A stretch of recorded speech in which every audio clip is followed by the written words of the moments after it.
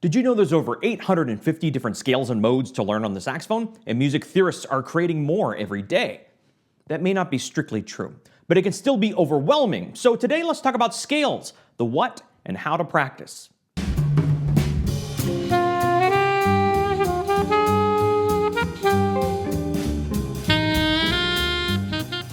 Hi, and welcome to the Saxophone Academy. I'm Dr. Wally Wallace, and if you're interested in saxophone masterclasses and product reviews, please do subscribe and be sure to hit the like button to unlock hidden articulation patterns. Maybe. Now today we're talking about scales, the what and how to practice. Now once you have the basic notes learned of a scale, we start to learn the key signature and what notes go into different key signatures, and that's great. But beyond that, they can become a huge source of fertile ground to grow a really solid foundation of technique. Now, one of the most common questions I get from students is, which scales should I be practicing? There seems to be a gazillion of them. Well, given the limits of human memory and time we have each day, I'm going to recommend we spend the bulk of our time focusing on major and minor scales. Now wait, you think, what about Phrygian? What about octatonic scale?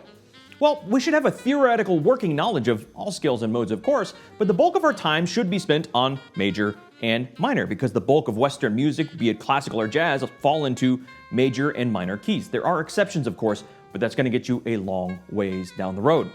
If you spend all your time working on exotic scale combinations and modes and then plugging them into corresponding chord changes, your solos can kind of end up sounding that way rather than building melodic lines in key areas. One of the best lessons I ever had was with a trumpet player that taught at Juilliard. And he said, Wally, I think of everything as basically major or minor, and then add chromatic alterations to those, because that's where the keys in most of Western music lie. And that had a profound effect on the way I thought and really changed the way I practiced. There are exceptions, of course, but this can lay a broad foundation that will get you a lot of musical ground covered. We'll dive more into minor scales and the versions you should practice in a later video, but today we're going to talk about just the G major scale to show you how to practice. And this is saxophone G, so concert B flat for alto, concert F for tenor, so we're all on the same page. So let's talk about how to practice our major scale. So if you're anything like me, in 5th or 6th grade band class, you learn to play your scales like this.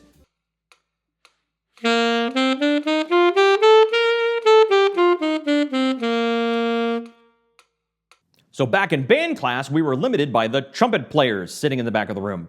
Bless their hearts, they were trying their best, but they couldn't really keep up with what the saxophone is capable of doing. So we're going to start taking our saxophone scales full range, because bebop and classical music goes well beyond G2. So we start with the tonic. That's a fancy music theory term for the starting note, or G in this case. Then we go to the highest note in the key. Now my horn has a high F sharp key, so I'm going to go to high F sharp. If your horn doesn't and you're not comfortable up there yet, go to high E. That's perfectly fine. Then we go all the way to the lowest note on the horn in the key. In this case, it's low B. Everyone should have a low B key on their saxophone.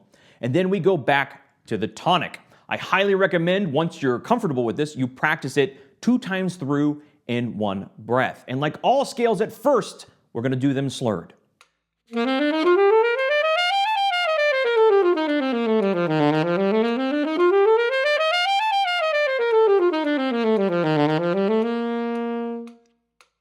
Now, when we first start playing saxophone, we can think of those palm keys as difficult, but they're not. It doesn't take any more pressure to push these than any other key on the saxophone. So don't think of them as difficult, think of them as simply unfamiliar. And that way we do our full range skills all the way up, all the way down. They become unfamiliar, and before you know it, you'll be popping out palm keys and reading ledger lines like it's second nature. No big deal. And it's going to take some time before that happens. Be patient with yourself. If you can't do these scales in 16th notes, do them in 8th notes. Do them in quarter notes. And if you can't do it twice through in one breath, don't worry about it. Go at your own pace. There's no prize for finishing first in scales. Not that I've found it anyway. Now that we're practicing our scales full range, you're going to be venturing into new territory and maybe making some mistakes. What we want to do is avoid one of the most common practice mistakes I hear with young and old players alike, and it sounds like this.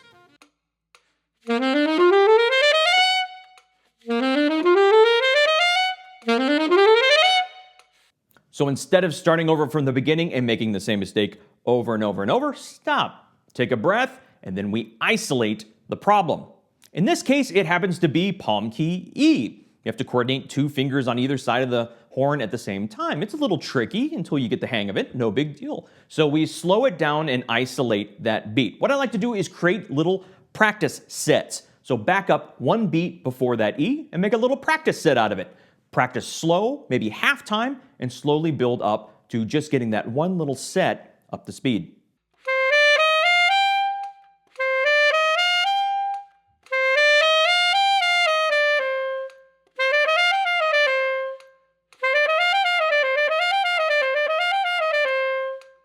Now for time's sake on the demonstration, I just went from half to full speed. You're going to want to crank up the metronome slowly from half speed all the way up till you get to full speed. Skip some beats if you can, but if not, take your time and go 1 click at a time. The slower you go, the cleaner your technique will be. Then from there, we back up 1 more beat, creating a slightly larger set. Then we practice that set the same way.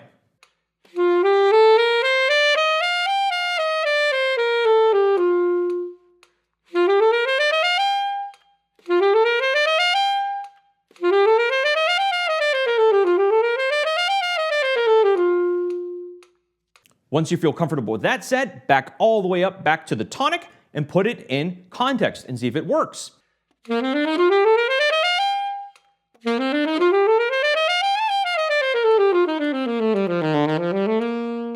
if the problem's been solved, then go on from there. If not, slow it down again. Even if it takes a couple days to get that worked out, that's fine. Correct is way better than fast. Metronomes. Use them.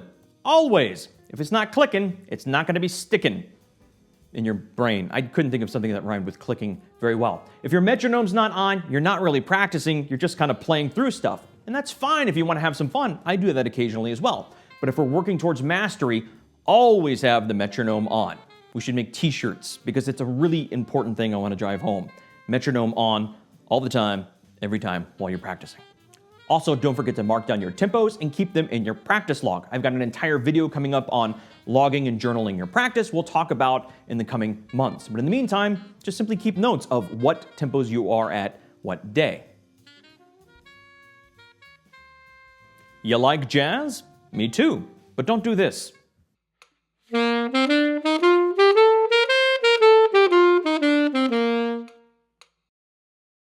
That's not really swing so much as a French overture. And if you know what that is, mail me your lunch money because you're a huge nerd.